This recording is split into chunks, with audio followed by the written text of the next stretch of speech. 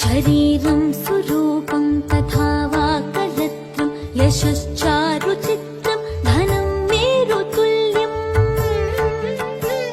मनश्चेन लग्नं गुरोरङ्घ्रिपद्मे ततः किं ततः किं ततः किं ततः किम्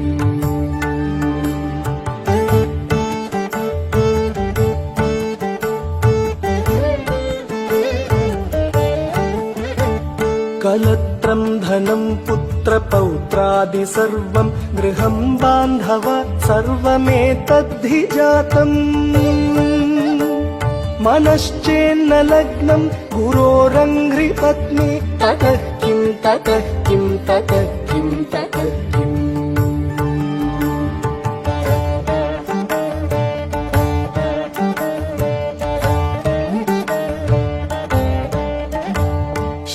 षडङ्गादिवेदो मुखे शास्त्रविद्या कवित्वादिगद्यं सुपद्यं करोति